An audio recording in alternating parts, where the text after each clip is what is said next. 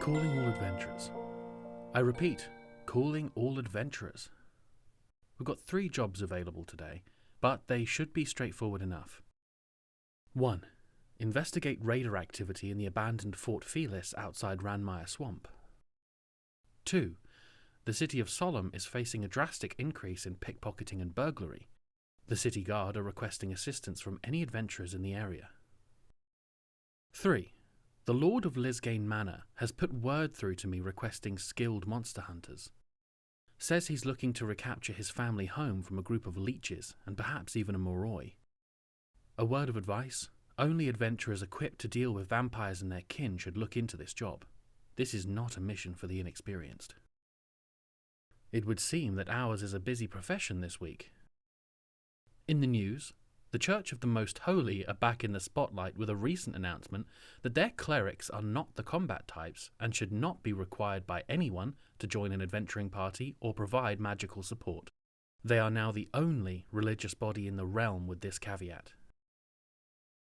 Anywho, more and more people have been listening to the broadcast and have been requesting more of the story. Word has also reached me about people making predictions and bets on what's going to happen next. All I can say is, stay tuned and find out if you're right. Let's get back into it.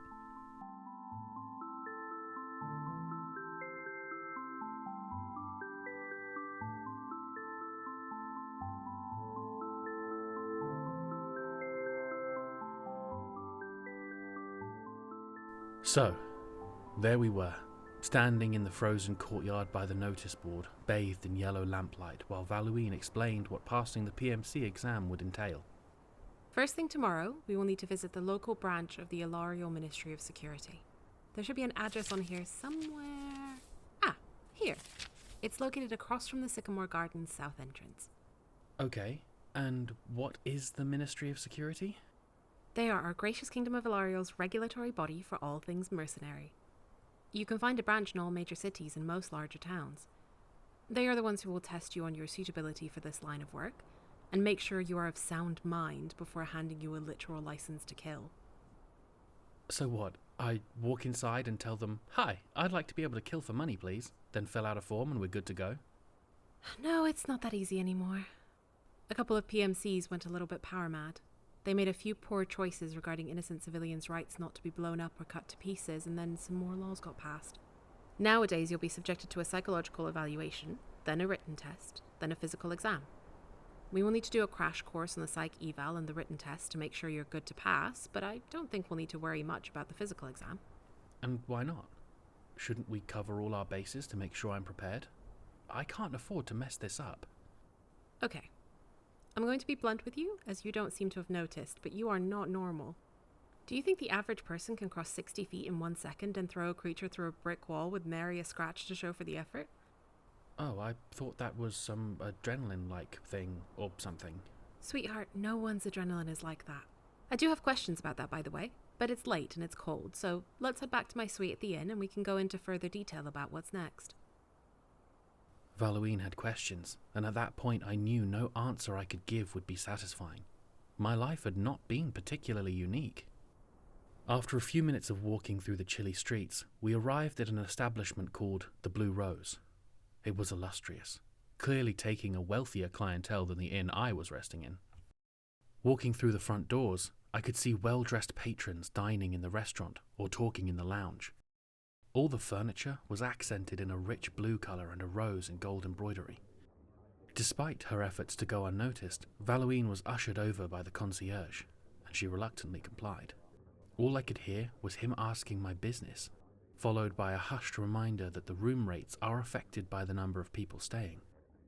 Valuine whispered something to him that quickly changed his attitude to a more understanding one, and she beckoned me to continue following her up the stairs. Hey, what did you tell that guy? Do I need to pay to stay? No, it's fine. I told him you were a rent boy and you'd be gone in a few hours. A what?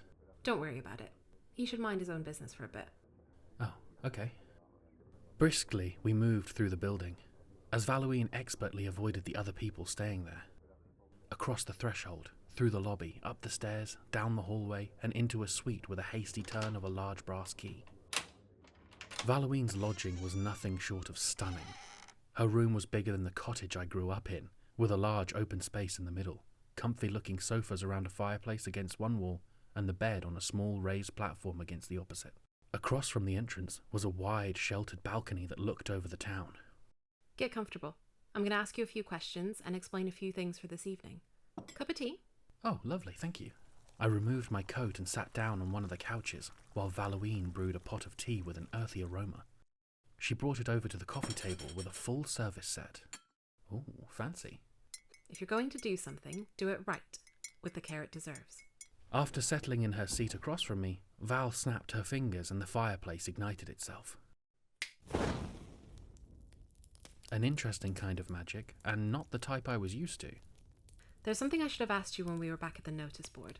It's not a delicate situation, so I cannot ask the question delicately. I must simply come out with it. You took a life tonight. Through direct action, you killed something. Something that many consider more intelligent than a rabbit or a fish, a thinking, feeling creature. How does that make you feel?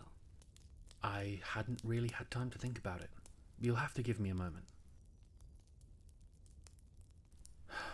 In all honesty, I worry that I don't care as much as I should. Maybe I'll feel differently tomorrow, but in that moment, I saw a threat to innocent life, and I took the threat away. If I hadn't acted, 5 men would be dead, at the minimum. So you view it as a kind of equation? Pay 1 life to save 5? Maybe. But I think I can boil it down further than that. Go ahead. That thing in the warehouse was a leech, right? I had read about them in a monster encyclopedia when I was younger. That creature may think, it may communicate with others of its kind, it may feel things like joy and sadness with a rich inner world of equal complexity to my own. But the instant it attempted to take a life, it gave me the right to take its. Just like how I would have been okay with it killing me as I intervened. I suppose it is a transaction, or equation, or whatever. But I guess I just consider it a matter of fairness. Well, that's my opinion anyway. I see. That's a matter-of-fact way of looking at it. But I can't say I don't see the logic. Val sipped her tea and stared out of the window for a moment, as though recalling a memory before suddenly being brought back to the present. Right. Let's go over some of the basics they will ask you at the Psyche Val. After the pleasantries, they'll want to know why you wish to become an adventurer. You tell them... That I need money. Okay, although that is the case for 90% of mercs, that's not the answer they want to hear. But it's the truth. And the truth has a time and a place, but rarely is it welcome in this line of work. You want to tell them you wish to do the right thing and help. They want idealists? No, they want ruthless pragmatists who can masquerade as idealists. They already know you want the money or glory. They want to see proof that you can play the game and keep up the guise of a dedicated member of civilized society. Those motivated solely by coin are mutable. People find comfort in mercs at least pretending that they are noble at heart. Going by what happened in the warehouse tonight, you actually seem to be. You threw yourself at that monster definitely not because you thought you'd get paid for it, but because you knew it was right. Okay, you talk like I'm in the minority. Are not many adventurers decent people? Mercs are decent more often than guards are, but even that is a muddy track record. From what I've seen, people become mercs because someone or something has wronged them. They seek to enact some kind of retribution, and this job gives them the freedom to seek it. People stuck in that mental state can be unpredictable. Anyway, we're getting off track. Let me pose a moral hypothetical to you. Answer however you feel is correct. You see a person stealing a loaf of bread. You follow them to find they are simply trying to feed their starving family. How do you proceed? Who did they steal it from? A baker? A successful baker or a poor baker who is struggling to get by? Would you mind elaborating why there would be a difference to you? If it's a wealthy baker, he can take the hit for a poor thief's family. If it's a poor baker, I'd pay for some bread for myself and cover the cost of the thief's bread also. So you see your acts as restoring some element of balance? It's an individual's right to eat and a baker's job to provide food. Beyond that, yeah, I suppose it's about maintaining as best a sense of balance as possible.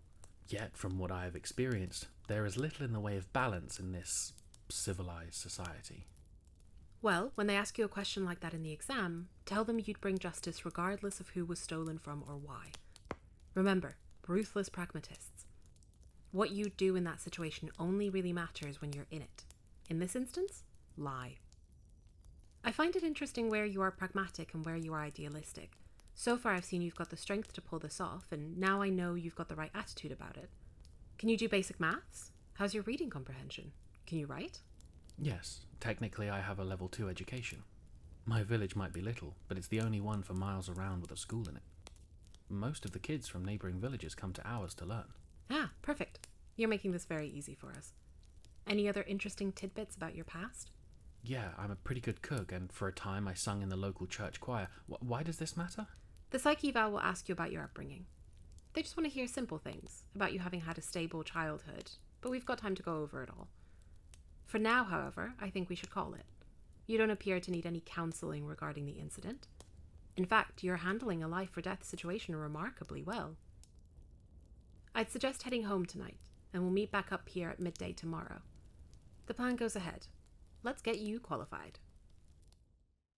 I saw now that a large part of why Val had invited me over was to keep an eye on me, make sure I didn't have a panic attack or break down from the guilt over taking a life. I was surprisingly calm, but my body was aching and I felt quite tired. In hindsight, that was probably the adrenaline wearing off. We bid our farewells and I left the apartment. I continued to think as I strolled down the empty streets, the moon obscured by dark clouds. I had made a decision, and I would see it through. If I just played my cards right, I could make a bit of money and be on my merry way before anything got out of hand again. That was the plan. Just stay the course. But that old adage flickered into my mind. The best laid plans of monsters and men are often interrupted by meddling adventurers. I already knew something was going to happen.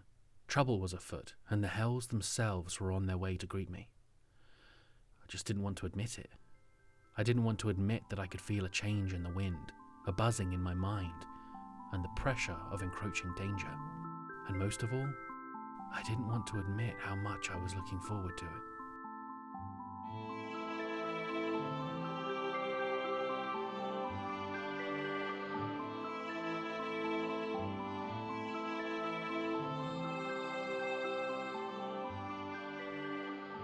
Let's take a break. Some interesting news here. Interviews conducted by the Institute of Study have revealed that at least 80% of adventurers have never encountered a large painting or tapestry that was not hiding a secret door or safe behind it. They are conducting similar studies to determine the probability of hidden areas behind waterfalls. Additionally, reports of a Calm King have begun popping up in the northern forests, eating children and devastating livestock. For those not in the know, Calm Kings are the direct midpoint between a polar bear and an ice dragon. They are as dangerous as they are exceedingly rare. Any adventurers in this region, I'd advise veering clear of anything strange, and if the weather gets cold, stay calm but don't leave your camp. Reports suggest that the beast has moved deeper into the forests for now, but will likely return in a few days. These reports place it close to the tower, so I'll handle this creature myself after the broadcast. For now, let's get back into it.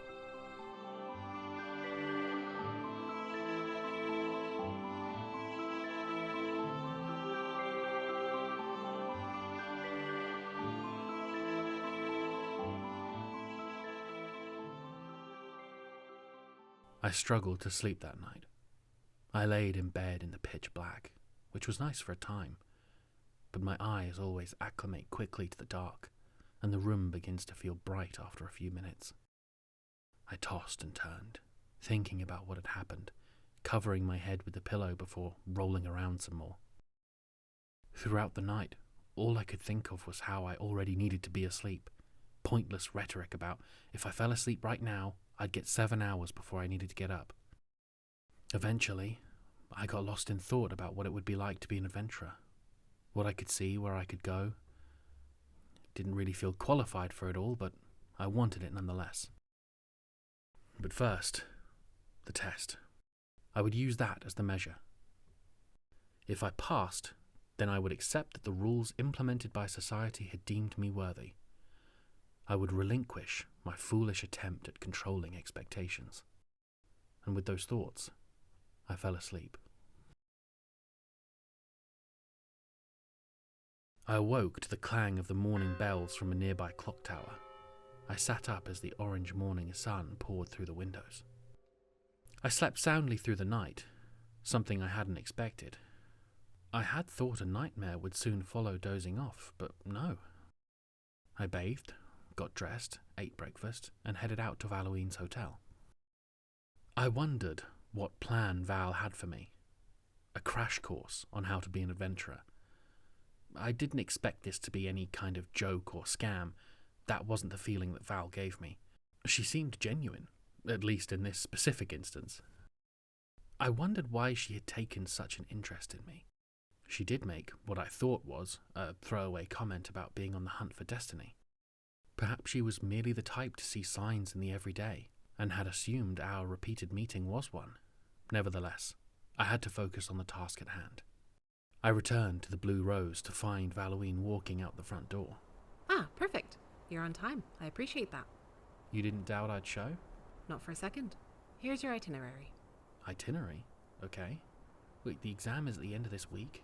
Is 7 days going to be enough time? It'll have to be.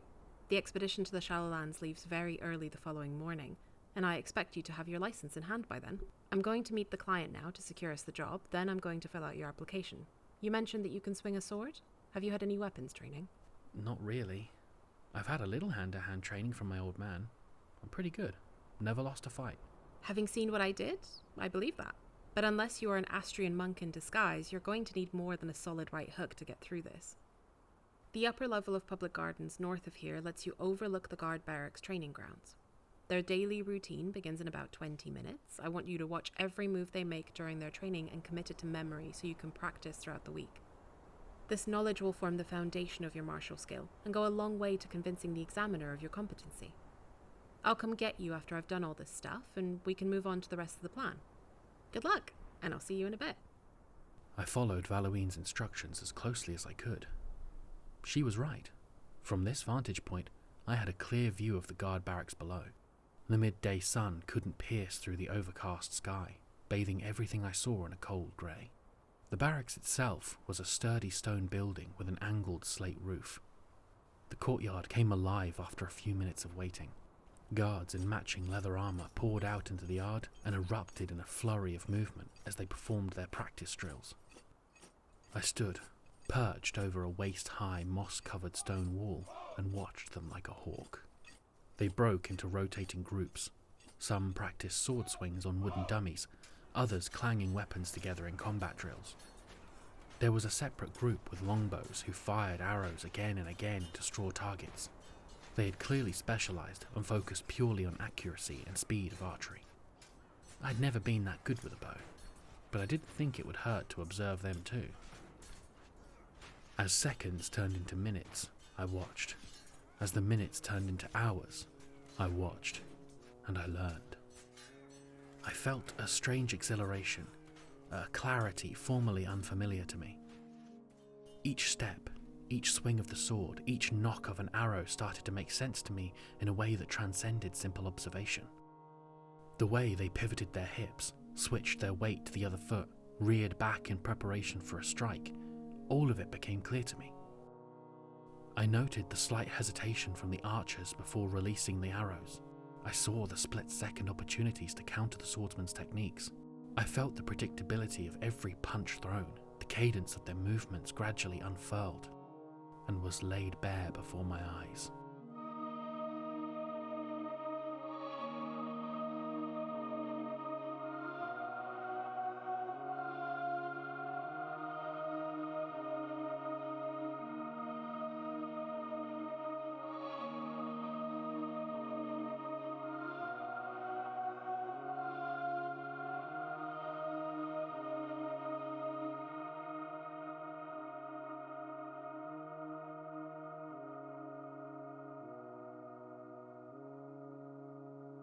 Hello. Ah, fuck. You scared me. Sorry about that. Good to see your focus, though. How goes it? I think it's going well. I'm seeing patterns in their movements. Oh, you do? Show me. Okay. See the one down there, at the back? His defense is a little lowered. He's going to utilize a feint in about 3 seconds. 2, 1, there. Did you see it? Oh, so he did. That's very impressive. It's good to take a case study and focus on them to learn all you can. I didn't focus on him in particular. I watched them all. What? You studied them all? There's 30 men down there. Yeah, of course. That archer's fort. It goes rigid right before she looses an arrow. It's a pretty big window to dodge her if you're quick enough. And see the swordsmen? They have a habit of overextending and placing too much weight on their front foot. Probably a fault with their instructor, given how they all seem to do it. But the point is, they would be easily unbalanced by a combatant with a stronger stance. I see. That is most interesting. Do you think that what you've seen here has helped prepare you? Honestly, I think it's one thing to see it from a distance and another thing entirely to face it head on. That said, I don't think I'd need months of training to be able to beat one in an actual fight. Well, that's good news. With that knowledge, I want you to practice with your sword for a few hours every day. Okay, I can do that. Perfect. Now let's get to the fun bit. What ensued was most definitely not the fun bit. Val and I spent hours upon hours each day learning about society, laws, monsters, all while coaching me to pretend I'm every bit the pragmatist the examiner wants to see. The best part of my days were breaks to eat and practice with the sword. I hated all that book learning, as my father used to call it. I recognized the importance of it all, but sitting down, staying still and focusing on the words were far harder than the physical training, by a wide margin. I slept surprisingly well at night, probably because I was exhausted. Eventually, my short week of training had reached an end. The morning of the exam was something of a blur. Halloween was waiting for me outside my inn, and we went over the plan one last time. After that, I went to the designated branch of the Ministry of Security. I do vividly remember walking up those white stone steps. The building was so imposing, with very little in the way of design or detail. The large double doors did not exactly beckon me inside. I knew I was in the right place. If the big bold letters above the door naming the building weren't enough, the older, grizzled mercs hanging around outside were the better tip-off. Don't worry too much about these guys. They are purely here to scout for talented individuals who just passed the exam. Anyway, you know the plan, and I think you've prepared enough. First, they'll ask you to fight an examiner. You've only done a bit of training, but you're quick and strong, so as long as you aren't being tested by a guy called Bartholomew Guide, you'll pass pretty easily. I don't even know if he's still doing these exams, so I think you'll be okay. If you can stay in the fight with the examiner for more than 30 seconds, you pass. After that, it's the interview and written exam, which should be a breeze. Once it's all done, the certificate confirming that you pass will also hold your rank. E is the lowest passing rank. That puts you a head above the average soldier. It goes all the way up to S, which is the absolute pinnacle of power. Are you ready? I'm as ready as I'll ever be. Good luck. With that, I walked up the steps and pushed open the large oak doors. Inside, I saw a seating area filled with people of varying ages, sizes, races, and disciplines waiting. They all turned to look at me, and I reflexively averted my gaze and sat down as far from anyone else as I could. One by one, I watched them all get called up and escorted down a hallway into what I assumed was the examination room. One by one, I watched them stumble out, clutching some part of their body, wincing in pain. Maybe 1 in every 10 came through and collected a license. Eventually, my name was called, and I too was ushered down a hallway toward a door. While we walked, the young lady guiding me made sure I was who I said I was and filled out the necessary paperwork on a clipboard. Once we reached the door, the woman bid me good luck and opened it up. A large open room with a lowered section in the middle welcomed me. The midday sun poured through the large reinforced windows on the south side, and the floors and walls were covered with scorch marks and deep scratches, likely a result of the 50 battles a day that I had in here. At one end of the room was what appeared to be a man of middling height, in full ornate plate armour over a lightweight blue gambeson. Still as a statue, he was resting both hands on the handle of a larger-than-average Zweihander until I entered the room. Greetings, applicant. I welcome you to this humble establishment. I will be your examiner. My name is Bartholomew Gant. Shit. Please stand at the opposite end of the room. There are 2 rules. 1, the fight is over when I say it's over. And 2, fight like your life depends on it. Any questions? Yes. Wait, so I have to beat you? Haha, not at all. You merely have to survive long enough in a fight you cannot win. Now that he mentioned it, as I looked at him, something became apparent. This room was nearly destroyed from the countless battles, but his armor was untouched. It had that fresh off the stand sheen. What was damaged, however, was the sheath that held his sword. Do not worry about my blade. I will keep it sheathed for your protection. Do you need a moment? Ah, yes, thank you. I took off my coat and then unsheathed my sword, leaving the scabbard on the floor. A swordsman with no armor? My, you are brave. I tried to ignore the comment. He was not intending to kill me, so there was no point in donning plate to protect myself, as it would only slow me down, and I couldn't afford it anyway. I rolled up the sleeves on my shirt and tested the weight of my blade with a few practice swings before standing in position. Are you ready? I'm ready. Then we will commence. In 3, 2, 1. In the blink of an eye, he crossed the entire hall in a single step. He moved so fast I barely managed to pull my sword up to protect myself. Within seconds I was on the back foot as he hammered away against my blade. Left, right, left again. Each strike sent vibrations through the tang, passing the wooden grip and into my hands. Each strike was precise, practiced, but predictable. I could see the guardsman's training in his form. I had committed their techniques to memory, and it was the only thing keeping me in the game.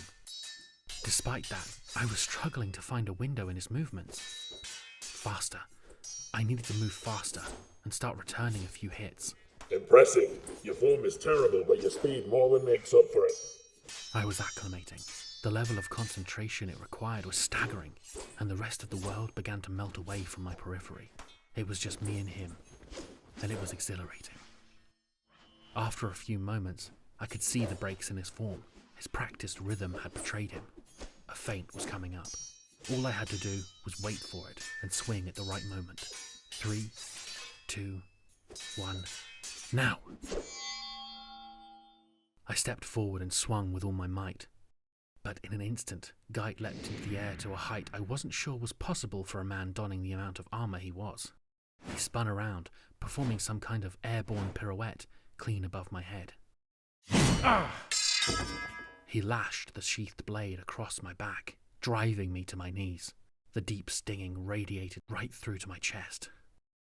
This is where I first felt it welling up in me, filling my heart and climbing up my throat. My eyes were stinging, and my grip around my sword tightened until I felt the wood creak. My blood felt like it was on fire. I turned, nearly blind with fury, and pressed up from the ground with that outrageous speed I knew from the warehouse. I readied myself to destroy him, or die trying. But, in an instant, all that momentum was lost to me as I saw him standing there in the same pose as when I entered the room. Very well done. You pass. He had stood down. The fight was over. What? You performed admirably in the face of undeniable defeat. You may continue to the next exams. Right, okay, well, thank you. Good luck, applicant. He reached out to shake my hand, a gesture I returned, before allowing me to collect my things and leave the room. I stood outside for a few moments, wrestling with the fact he had stopped me as I was turning around to kill him. In this moment of clarity, I knew that he would have beaten me 10 times before I could have ever laid a hand on him. But that wasn't what bothered me. What got to me was knowing that I was ready to do it. In that moment, if I'd been able, I'd have taken a man's life in a sparring match. It didn't feel good. The rests of the test were a blur. 90% of them were just repeating what Halloween and I had talked about, but I barely focused on them. I couldn't shake the discomfort, the poor taste that unfettered rage had left on my tongue.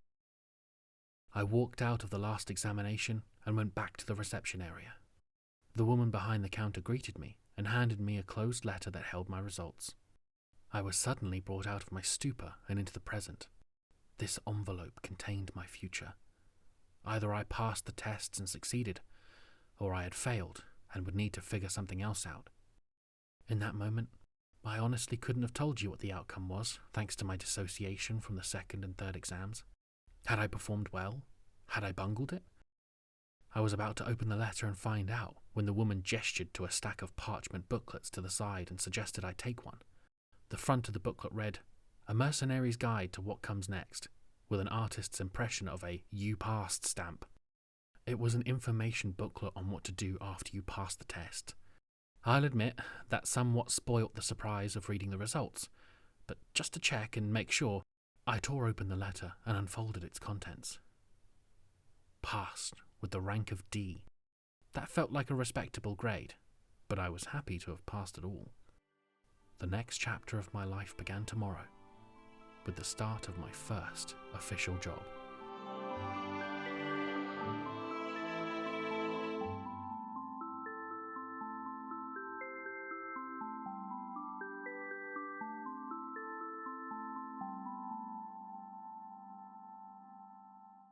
Right, I think we'll call it there for today. Join me next time to hear about my first official job. Speaking of which, I have to rush off to another engagement, so we'll pick up the same time next week. Till then, adventurers, rest well, and good hunting.